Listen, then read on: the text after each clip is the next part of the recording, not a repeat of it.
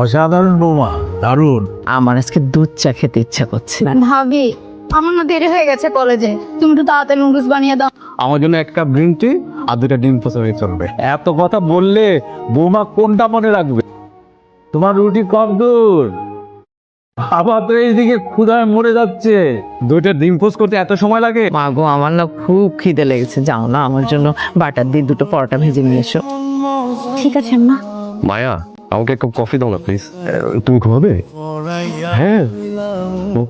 ভাবি sorry sorry sorry. ওর মাথা না প্রচুর খুশকি হয়েছে। মানে আমি অনলাইনে একটা ভালো তেল দেখেছি, সেটা অর্ডার করেছিলাম, সে তেলটা আসছে, তুমি সমান মাথায় দিয়ে দিবে। তোমার জন্য একটা গুড নিউজ আছে।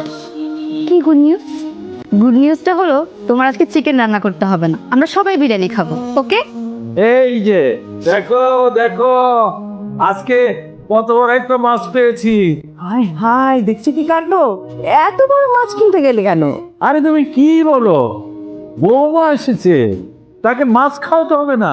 আর বৌমা কি ফ্রিজে মাছ খাবে বল? না না, এটা কি হতে পারে না। আচ্ছা কিনেছো ঠিক আছে, তা মাছটা কেটে আনবা না? এত বড় মাছ কে কাটবে বলতো? আরে বাবা, সমস্যা কি? রহিমাকে দিয়ে কাটিয়ে দিবে। আর রহিমা আর আসবে না। ছেলের বউ থাকতে আমি রহিমার হাতে রান্না কেন খেতে যাব? এটা কিন্তু ঠিক বলেছো মা। হ্যাঁ, আমি সবসময় ঠিকই কথা বলি।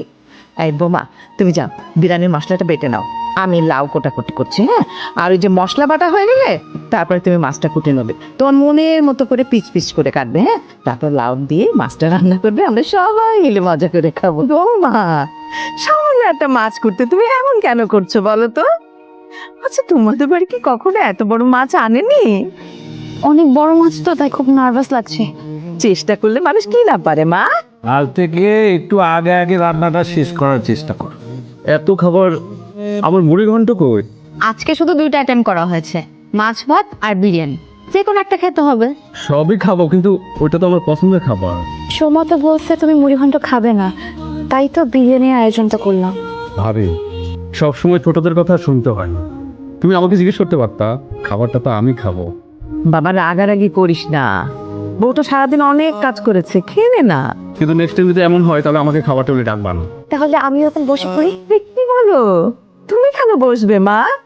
আমাদের বাড়ির না একটা নিয়ম আছে, মানে আমরা আগে বয়োজ্যেষ্ঠ যারা তাদের, আর ছোট যারা তাদেরকে খাইয়ে তারপরে বাড়ির বউ যারা আছেন তারা খান।